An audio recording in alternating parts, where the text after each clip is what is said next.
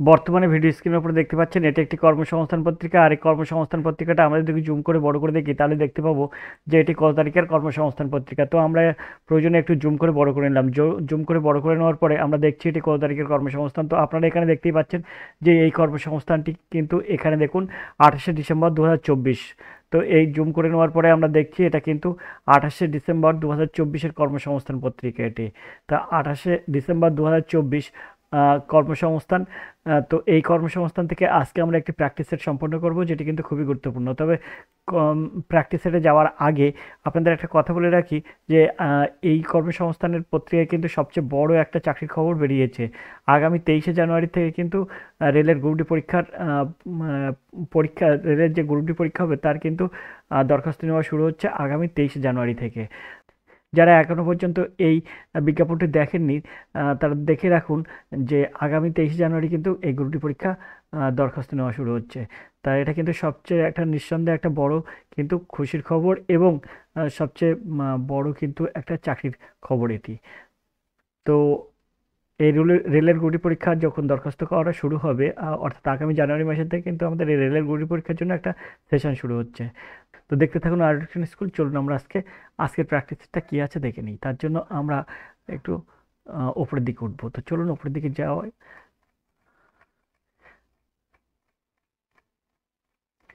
তো আমরা এগুলো উপরের দিকে তোলার পরে আমরা এখানে দেখতে পাচ্ছি যে এখানে যে প্র্যাকটিস সেটটা এখানে আছে, আপনারা দেখতেই পাচ্ছেন এখানে আরপিএফ কনস্টেবলের একটা প্র্যাকটিস সেট কিন্তু আজকের এই কর্মসংস্থান পত্রিকা দিয়েছে। তো আমরা যদি একটু জুম করে বড় করি তাহলে দেখতে পাবো যে এটি মানে কি এখানে কি লেখা আছে সেটা আমরা আগে একটু পড়ে নেব। তো যে কোনো কর্মসংস্থান থেকে যে কোনো প্র্যাকটিস সেট শুরু করার আগে এই জায়গাটায় যে লেখা থাকে সেটা কিন্তু আমরা একটু পড়ে নিই।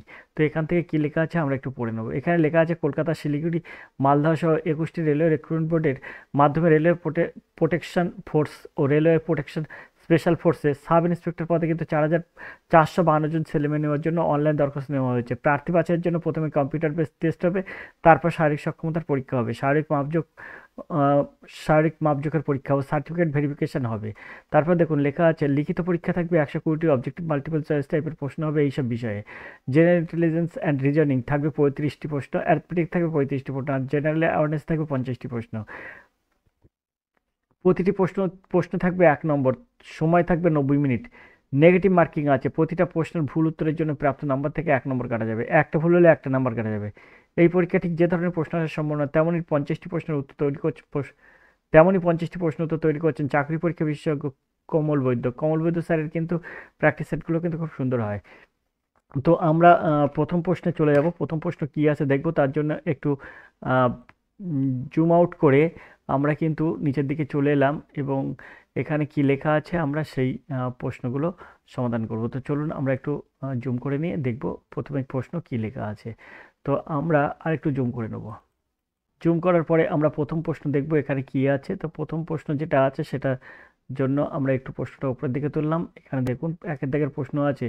এখানে দেখুন প্রশ্ন আছে সুকন্যা সমৃদ্ধি যোজনা কি।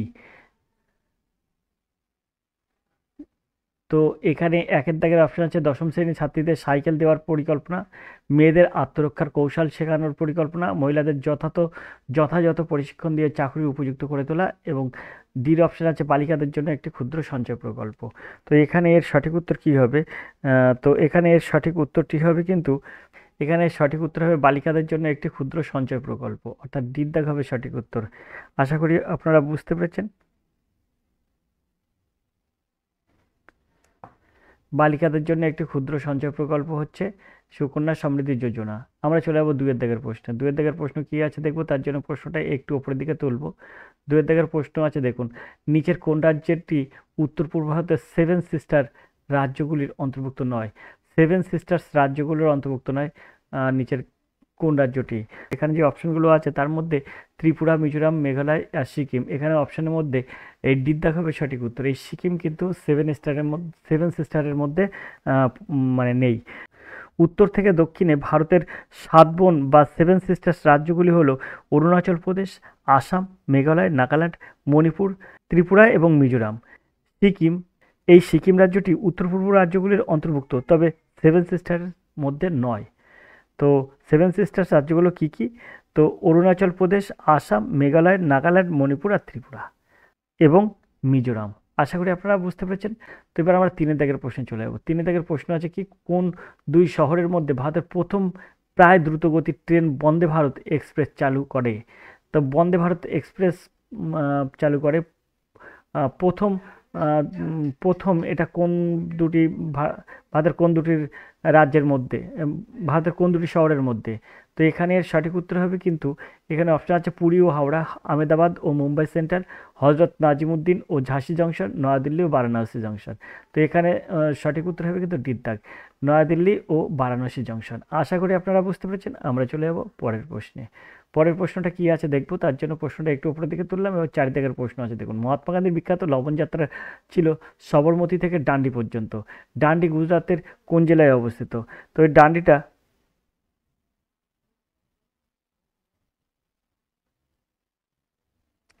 তো এই ডান্ডি এটি হচ্ছে ভারতের কোন রাজ্যে অবস্থিত? ডান্ডি হলো ভারতের গুজরাট রাজ্যের নবসারী জেলার নবসারী জেলার জালালপুর তালুকের একটি গ্রাম। তাহলে এখানে এর সঠিক উত্তর হবে কিন্তু নবসারী। আশা করি আপনারা বুঝতে পেরেছেন। এটি নবসারী শহরের কাছে আরব সাগরের উপকূলে কিন্তু অবস্থিত এই ডান্ডি। আমরা চলে যাবো পরের প্রশ্নে। পরের প্রশ্ন আছে 5 দাগের প্রশ্নে। তার জন্য প্রশ্নটা আমরা একটু উপরের দিকে তুললাম। 5 দাগের যে প্রশ্নটা আছে, নিচের কোন গিরিপথটি শ্রীনগর ও লেহকে যুক্ত করেছে? শ্রীনগর ও লেহকে যুক্ত করেছে জজিলা হলো। তো এর সঠিক উত্তর কী হবে? তো এখানে অপশান আছে জেলেপলা, নাথুলা, বড়া লাচালা আর জজিলা। তো এর সঠিক উত্তর হবে কিন্তু ডি দাগ, জজিলা। জজিলা কিন্তু শ্রীনগর ও লেহকে যুক্ত করেছে। তো জজিলা হলো লাদাখের হিমালয়ে অবস্থিত একটি পার্বত্য গ্রীক হাত। জজিলা শ্রীনগর ও লেহকে কিন্তু সংযুক্ত করেছে। আশা করি আপনারা বুঝতে পেরেছেন। তো এবার আমরা চলে যাবো 6 দাগের এই প্রশ্নে। 6 দাগের যে প্রশ্নটা আছে, নিচের কোন দেশটি রাষ্ট্রসংঘের নিরাপত্তা পরিষদের স্থায়ী সদস্য নয়? ফ্রান্স, যুক্তরাজ্য, জাপান আর চীন। তো এখানে এর সঠিক উত্তর হবে কিন্তু জাপান। জাপান কিন্তু এর সঠিক উত্তর। জাপান হলো নিরাপত্তা পরিষদের স্থায়ী সদস্য নয়। জাতিসংঘের নিরাপত্তা পরিষেবার স্থায়ী সদস্য দেশ 5টি। সেই 5টির মধ্যে কি কি আছে? 1 হচ্ছে যুক্তরাষ্ট্র, 2 হচ্ছে যুক্তরাজ্য, আর 3 হচ্ছে ফ্রান্স, 4 হচ্ছে রাশিয়া এবং 5 হচ্ছে চীন। আবার নামগুলো বলছি, যেগুলো জাতিসংঘের নিরাপত্তা পরিষদের স্থায়ী সদস্য তারা হলো যুক্তরাষ্ট্র, যুক্তরাজ্য, ফ্রান্স, রাশিয়া আর চীন। তো এখানে কিন্তু এর সঠিক উত্তর হবে জাপান, যেটি কিন্তু নিরাপত্তা পরিষদের স্থায়ী সদস্য নয়। আশা করি আপনারা বুঝতে পেরেছেন। আমরা চলে যাবো 7 দাগের প্রশ্নে। 7 দাগের প্রশ্ন আছে গোবি মরুভূমি কোন মহাদেশে অবস্থিত? গোবি মরুভূমি কোন দেশে অবস্থিত? তো এখানে ইউরোপ, উত্তর আমেরিকা, এশিয়া, আফ্রিকা। তো এখানে 7 দাগের সঠিক উত্তর কী হবে? তো এটি কিন্তু এশিয়া মহাদেশে অবস্থিত, অর্থাৎ সি দাগ হবে সঠিক উত্তর। গোবি মরুভূমি কিন্তু এশিয়া মহাদেশে অবস্থিত একটি বড় মরুভূমি। গোবি মরুভূমি মঙ্গোলিয়া এবং চীন উভয়ের বেশিরভাগ অংশ জুড়ে অবস্থিত। আর গোবি মরুভূমি একটি শীতল মরুভূমি। এটি বিশ্বের 5ম বৃহত্তম মরুভূমি। আশা করি আপনারা বুঝতে পেরেছেন। তো 7 দাগের প্রশ্ন দেখলাম। 8 দাগের প্রশ্ন কি আছে দেখব। কম্পিউটারের কোন অংশকে তার মস্তিষ্ক বলা হয়? মনিটর, সিপিইউ, হার্ড ডিস্ক আর রোম। তো আমরা এই প্রশ্নটার উত্তর একটু উপরে যেয়ে দেখব। তো এখানে আছে যেটা, তার সঠিক উত্তর কী হবে? তো অবশ্যই সিপিইউকে কিন্তু কম্পিউটারের মস্তিষ্ক বলা হয়। সুতরাং এখানে এর সঠিক উত্তর হবে কিন্তু বিদ্যাগ। একে কিন্তু সেন্ট্রাল প্রসেসিং ইউনিট এবং সেন্ট্রাল প্রসেসর, মেইন প্রসেসর বা প্রসেসর নামেও কিন্তু এটি পরিচিত হয়, সিপিইউ। আশা করি বুঝতে পেরেছেন। আমরা চলে যাব 9 দাগের এই প্রশ্নে। পদার্থের পরিমাণ জানতে কোন এককটি ব্যবহার করা হয়? পদার্থের পরিমাপ জানতে কোন এককটি ব্যবহার করে? এখানে আছে মোল, টেসলা, জুল আর লাক্স। তো এখানে সঠিক উত্তর হবে মোল। মোল কিন্তু পদার্থের পরিমাণ মাপার জন্য এটি ব্যবহার করা হয়। পদার্থের পরিমাণ হলো পদার্থের গঠনকারী একটা কণার সংখ্যা। 1 মোল সমান 6.023 ইন্টু 10⁻23 এরকম ধরা হয়।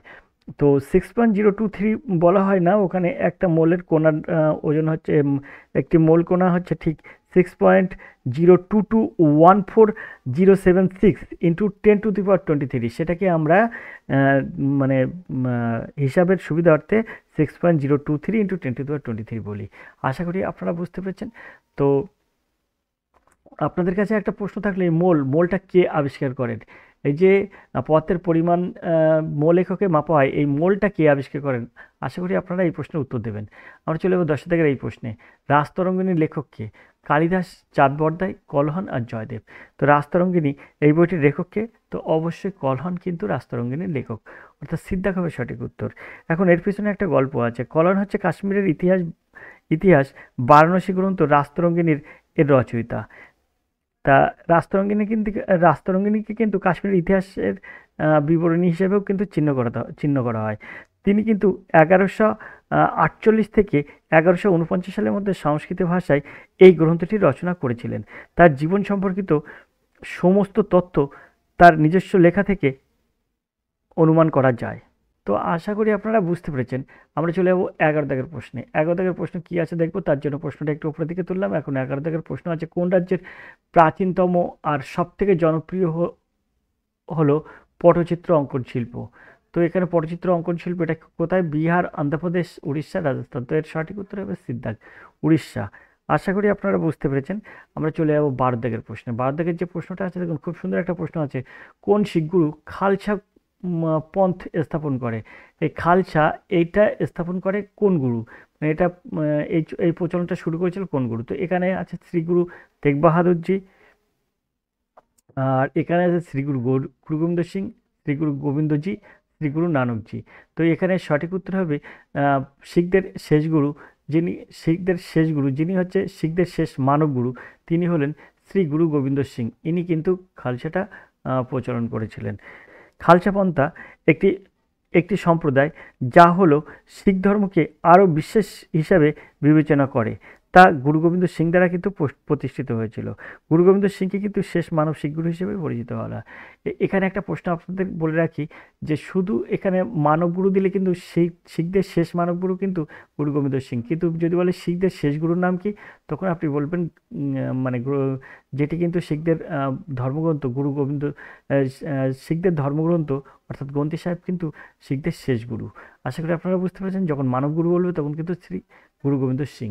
আশা করি আপনারা বুঝতে পেরেছেন। আমরা চলে যাব 13 দাগের প্রশ্নে। 13 দাগের যে প্রশ্নটা আছে সেটা খুব সুন্দর একটা প্রশ্ন। নিচের কোন স্মৃতিসৌধটি দিল্লিতে অবস্থিত নয়? স্মৃতিসৌধটি দিল্লিতে অবস্থিত নয়।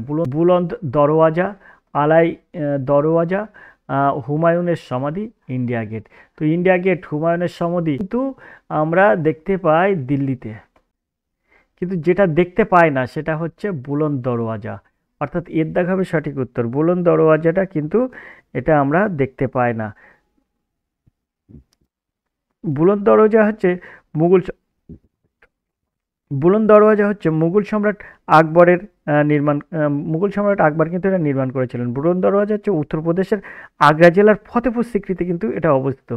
গুজরাটে আকবরের বিজয়ের স্মরণে কিন্তু এই বুলন্দ দরওয়াজাটা নির্মিত হয়েছিল। এটি মিশ্র হিন্দু ও ফার্সি স্থাপত্য শৈলীতে নির্মিত হয়েছিল। এটি কিন্তু বিশ্বের সর্বোচ্চ প্রবেশদ্বার, যেটা হচ্ছে বুলন্দ দরওয়াজা, আছে কোথায়? উত্তরপ্রদেশের ফতেপুর সিক্রিতে। আশা করি আপনারা বুঝতে পেরেছেন। বুলন্দ দরওয়াজাকে কিন্তু আবার বিজয়ের দরজাও বলা হয়।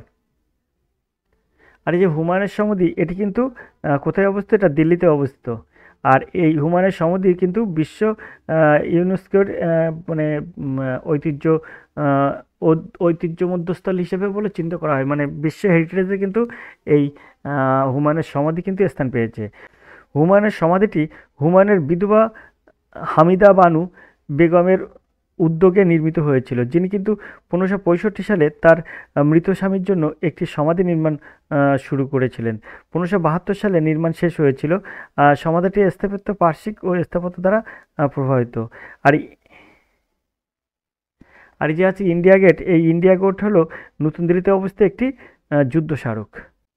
আর এই যে আলাই দরওয়াজা আছে, এই আলাই দরওয়াজা হলো নতুন দিল্লিতে অবস্থিত কুয়াত উল ইসলাম মসজিদের দক্ষিণের প্রবেশদ্বার। আর এটি কিন্তু 1311 সালে সুলতান আলাউদ্দিন খলজি নির্মাণ করেছিলেন। এই যে আলাই দরওয়াজা, এটা কিন্তু 1311 সালে সুলতান আলাউদ্দিন খলজি নির্মাণ করেছিল। সুলতান আলাউদ্দিন খলজি নির্মাণ করেছিলেন। আশা করি আপনারা বুঝতে পেরেছেন। তো বুলন্দ দরজা কিন্তু নতুন দিল্লিতে অবস্থিত নয়। আশা করি আপনারা বুঝতে পেরেছেন। চলুন চলে যাই পরের প্রশ্নে। ১৪ দাগের প্রশ্নে। ১৪ দাগের যে প্রশ্নটা আছে সেটা হচ্ছে নিচের কোন অসুখটি ভাইরাসের কারণে হয়? কলেরা, চিকেন পক্স, টাইফয়েড আর যক্ষ্মা। তো এখানে চিকেন পক্সটা হচ্ছে ভাইরাসের কারণে হয়। আশা করি আপনারা বুঝতে পেরেছেন। ১৫ দাগের প্রশ্ন হচ্ছে সেরিকালচার এই শব্দটি কিসের সঙ্গে যুক্ত? মৎস্য চাষ, পক্ষী চাষ, রেশম চাষ আর মৌমাছি চাষ। তো রেশম চাষের সঙ্গে কিন্তু এই সেরিকালচার যুক্ত। রেশম চাষ হলো সেরিকালচার আর মৌমাছি চাষকে বলা হয় এপিকালচার। আশা করি আপনারা বুঝতে পেরেছেন। আমরা চলে যাব ১৬ দাগের প্রশ্নে। প্রার্থনা সমাজের প্রতিষ্ঠাতাকে? আত্মারাম পাণ্ডুরাম, স্বামী বিবেকানন্দ, রাজা রামমোহন রায়, স্বামী দয়ানন্দ সরস্বতী। এটা তো সবাই আপনারা জানেন প্রার্থনা সমাজের প্রতিষ্ঠাতাকে। তো প্রার্থনা সমাজের প্রতিষ্ঠা হচ্ছে আত্মারাম পাণ্ডুরাম। এখন এখানে আমরা কিছু কথা বলবো। এখানে প্রার্থনা সোসাইটি যেটা কিন্তু প্রার্থনা সমাজ নামে পরিচিত, দাভুরা পাণ্ডুরং এবং তার ভাই আত্মারাম পাণ্ডুরাম ৩১ মার্চ ১৮৬৭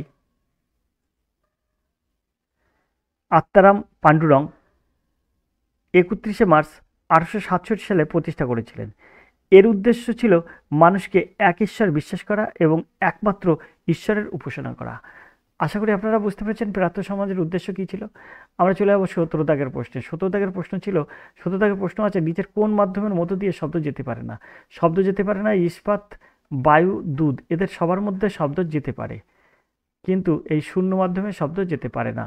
তাই এখানে সঠিক উত্তর হবে বি দাগ। আশা করি আপনারা বুঝতে পেরেছেন। আমরা ১৮ দাগের প্রশ্নে চলে যাব। খুব সুন্দর একটা প্রশ্ন, ১৮ দাগের প্রশ্ন। এই ১৮ দাগের প্রশ্নটা আপনারা সবাই ভালো করে শুনবেন এবং এই প্রশ্নটার উত্তর কিন্তু আপনাদের ভুল যায়। তাই আপনারা একটু দয়া করে একটু মন দিয়ে শুনবেন। লোকসভার সর্বাধিক কতজন সদস্য থাকতে পারে? এটা কিন্তু খুব গুরুত্বপূর্ণ একটা প্রশ্ন। লোকসভার সর্বাধিক কতজন সদস্য থাকতে পারে, এটা প্রশ্নের উপর নির্ভর করে এর উত্তরটা। এখানে বলছে সর্বাধিক কতজন সদস্য থাকতে পারে। তো এখানে সর্বাধিক ৫৫২ জন থাকতে পারে। ৫৫২ জন সর্বাধিক থাকতে পারে। তো এখানে আপনারা অনেকে গুলিয়ে ফেলবেন ৫৪৩টা, কিন্তু ৫৪৩ দেবেন না, কারণ ৫৪৩ বর্তমানে আছে। এখানে কিন্তু আপনাকে প্রশ্ন বলেছে সর্বাধিক কতজন সদস্য থাকতে পারে, ৫৫২টি। এটা কেন সেটার একটু গল্প শুনুন। ভারতের সংবিধান অনুযায়ী লোকসভার সদস্যের সর্বোচ্চ আসন সংখ্যা ৫৫২টি। এটা কিন্তু ভারতের সংবিধান অনুযায়ী, যা কিন্তু ১৯৫০ সালে ছিল ৫০০টি। যা কিন্তু ১৯৫০ সালে ৫০০টি ছিল। বর্তমানে লোকসভাতে ৫৪৩টি আসন রয়েছে এবং নির্বাচনের পর এই আসনগুলো সর্বোচ্চ ৫৪৩ জন নির্বাচিত সদস্য দ্বারা পরিপূর্ণ হয়ে যায়। আশা করি আপনারা বুঝতে পেরেছেন। তাহলে সর্বোচ্চ সর্বাধিক সদস্য কতটা থাকতে পারে? ৫৫২টি। আশা করি আপনারা বুঝতে পেরেছেন। ভালো করে গুরুত্ব দিয়ে শুনবেন বিষয়টা। আশা করি সবাই গুরুত্ব সহকারে শুনেছেন। তো আমরা চলে যাবো ১৯ দাগের প্রশ্ন। ১৯ দাগের প্রশ্ন হচ্ছে কোন সালে আকবর ও হেমুর মধ্যে পানিপথের দ্বিতীয় যুদ্ধ হয়েছিল? এটা তো ১৫৫৬ সালে, ১৫৭৬, ১৫২৬, ১৫৫৬, ১৫৬৩। তো এটা হয়েছিল সিদ্ধাক ১৫৫৬ সালে। আমরা ২০ দাগের প্রশ্নে চলে যাবো। কুন্দনকুলম পারমাণবিক বিদ্যুৎ কেন্দ্র কোন রাজ্যে অবস্থিত? কুন্দনকুলম। তো এখানে তামিলনাড়ু, গুজরাট, রাজস্থান আর কর্ণাটক। তো অবশ্যই আপনারা সবাই জানেন এটা হচ্ছে সঠিক উত্তর হবে তামিলনাড়ু। কুদানকুলাম সাইটটি মান্নার উপসাগরের তীরে অবস্থিত এবং ভারতের দক্ষিণ পূর্ব প্রান্তের কাছে অবস্থিত, যা তামিলনাড়ু রাজ্যের রাধাপুরম তালুকার কুদানকুলাম গ্রামের ৪ কিমি দক্ষিণে অবস্থিত। ২টি ইউনিট নির্মাণাধীন রয়েছে এবং আরও ৪টি ইউনিট কুদানকুলাম সাইটের জন্য ভারত সরকার অনুমোদিত করেছে। আশা করি আপনারা বুঝতে পেরেছেন। তো এটা কিন্তু তামিলনাড়ুতে অবস্থিত। এর দাগ হবে সঠিক উত্তর। আমরা ওপরের দিকে চলে যাব পরের প্রশ্নটা দেখার জন্য। ২১ দাগের প্রশ্ন দেখব। ভারতের সর্বকনিষ্ঠ রাষ্ট্রপতি কে ছিলেন? এখানে নীলম সঞ্জীব রেড্ডি, ডক্টর এস রাধাকৃষ্ণন, জাকির হোসেন আর রাজেন্দ্র প্রসাদ। তো এর মধ্যে সর্বকনিষ্ঠ রাষ্ট্রপতি হচ্ছে নীলম সঞ্জীব রেড্ডি। অর্থাৎ ২১-এর সঠিক উত্তর হবে কিন্তু এর দাগ। চলে যাবো আমরা পরের প্রশ্নে। ২৫ জুলাই ১৯৭৭-এ রেড্ডি ভারতের ষষ্ঠ রাষ্ট্রপতি নির্বাচিত হন এবং ৬৫ বছর বয়সে তিনি ছিলেন দেশের সর্বকনিষ্ঠ রাষ্ট্রপতি এবং একমাত্র যিনি বিনা প্রতিদ্বন্দ্বিতায় নির্বাচিত হয়েছিলেন। রেড্ডি ১৯৯৬ সালে ৮৩ বছর বয়সে মারা যান। আশা করি আপনারা বুঝতে পেরেছেন। সেটার সঠিক উত্তর হবে কিন্তু তাহলে এখানে নীলম সঞ্জীব রেড্ডি। তো আমরা চলে যাবো ২২ দাগের প্রশ্নে। ২২ দাগের যে প্রশ্নটা আছে খুব সুন্দর একটা প্রশ্ন আছে। ভারতের সেন্ট্রাল পটেটো রিসার্চ ইনস্টিটিউট কোথায় অবস্থিত? দিল্লি, লখনৌ, রাঁচি আর সিমলা। তো এর সঠিক উত্তর কী হবে? সেন্ট্রাল পটেটো রিসার্চ ইনস্টিটিউট এটা হচ্ছে হিমাচল প্রদেশের সিমলায় অবস্থিত। হিমাচল প্রদেশের সিমলায় অবস্থিত। অর্থাৎ ডির দাগ হবে সঠিক উত্তর। এটি প্রাথমিকভাবে 1949 সালে ভারতের বিহারের পাটনায় প্রতিষ্ঠিত হয়েছিল। আলু প্রজননে হাইব্রিডাইজেশন কাজ সহজতর করার জন্য এবং বীজ আলুর স্বাস্থ্য বজায় রাখার জন্য 1956 সালে ইনস্টিটিউটটি সিমলা, হিমাচল প্রদেশে স্থানান্তর হয়। স্যার হারবার্ট স্টুয়ার্ট, যিনি ভারত সরকার কৃষি উপদেষ্টা ছিলেন, সেই স্যার হারবার্ট স্টুয়ার্টের সুপারিশে কেন্দ্রীয় আলু গবেষণা ইনস্টিটিউট তৈরি করা হয়েছিল। 1966 সালে এপ্রিলে এটি ভারতের কৃষি গবেষণা পরিষদে স্থানান্তরিত হয়। কেন্দ্রীয় আলু গবেষণার 7টি আঞ্চলিক কেন্দ্র হচ্ছে কুফারি ফান্ড, এটা হচ্ছে হিমাচল প্রদেশে, মোদিপুরম, এটা হচ্ছে উত্তরপ্রদেশে, জলবন্ধর, এটা কিন্তু পাঞ্জাবে, গোয়ালিয়র মধ্যপ্রদেশে, পাটনা বিহারে, শিলং মেঘালয়ে, আর ওটাকামুন্ডো এটা হচ্ছে তামিলনাড়ুতে। আশা করি আপনারা বুঝতে পেরেছেন। তো সেন্ট্রাল পটেটো রিসার্চ হচ্ছে সিমলায় অবস্থিত, হিমাচল প্রদেশের সিমলায় অবস্থিত। আশা করি আপনারা বুঝতে পেরেছেন। CPPRI, central potato research institute. আমরা চলে যাবো 23 দাগের প্রশ্নে। 23 দাগের প্রশ্ন কী আছে দেখবো, তার জন্য প্রশ্নটা একটু উপরের দিকে তুললাম। 23 দাগের যে প্রশ্নটা আছে দেখুন, ইন্টারন্যাশনাল কোর্ট অফ জাস্টিস এর সদর দপ্তর কোথায় অবস্থিত? প্যারিস, নিউ ইয়র্ক, হেগ আর ওয়াশিংটন DC। তো এখানে 23 দাগের সঠিক উত্তর কী হবে? তো 23 দাগের এখানে সঠিক উত্তর হবে ইন্টারন্যাশনাল কোর্ট অফ জাস্টিস এর সদর দপ্তর অবস্থিত হেগে, অর্থাৎ সিদ্দাক হবে সঠিক উত্তর। হেগটা কোথায় অবস্থিত? হেগটা হচ্ছে নেদারল্যান্ডসের হেগে, নেদারল্যান্ডস।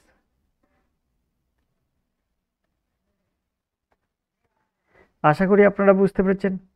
আর আন্তর্জাতিক বিচার আদালত এই সম্মিলিত জাতিপুঞ্জের এটা কিন্তু স্থাপন হয়েছিল 1945 সালের জুন মাসে প্রতিষ্ঠিত হয়েছিল এবং এপ্রিল 1946 সালে এর কাজ শুরু হয়। আশা করি আপনারা বুঝতে পেরেছেন। এইসব ছোটো ছোটো ইনফরমেশনগুলো একটু জেনে রাখা ভালো। আগামীতে কিন্তু আপনি যে কোনো কম্পিটিটিভ পরীক্ষায় এরকম প্রশ্নের সম্মুখীন হবেন এবং সহজে উত্তর করতে পারবেন। আমরা 24 দাগের প্রশ্নে চলে যাব। এখন 24 দাগের প্রশ্ন হচ্ছে এই প্র্যাকটিস সেটের শেষ জেনারেল স্টাডিজ প্রশ্ন। আশা করি আপনারা বুঝতে পারছেন কি বলতে চাইছি। তো প্রশ্নটা কি এখন সেটা বলি। স্বাধীনতা আমার জন্মগত অধিকার, আমি তা অর্জন করব। এটা এ কথা কে বলেছেন? ভগৎ সিং, চন্দ্রশেখর আজাদ, বাল গঙ্গাধর তিলক আর গোপাল কৃষ্ণ গোখলে। তো এই প্রশ্নের সঠিক উত্তর হবে কিন্তু বাল গঙ্গাধর তিলক। তিলক ছিলেন স্বরাজ্যের স্বরাজ্যের প্রথম এবং শক্তিশালী উকিলদের একজন এবং ভারতীয় চেতনায় একজন শক্তিশালী উগ্রপন্থী। তিনি মারাঠি ভাষায় তার উদ্ধৃতির জন্য পরিচিত। স্বরাজ আমার জন্মগত অধিকার, আমি তা ছিনিয়ে নেবই এবং আমি তা পাবো। আশা করি আপনারা বুঝতে পেরেছেন। তো এই বাল গঙ্গাধর তিলক কিন্তু স্বাধীনতা আমার জন্মগত অধিকার, আমি তা অর্জন করবো, এটা কিন্তু বলেছিলেন।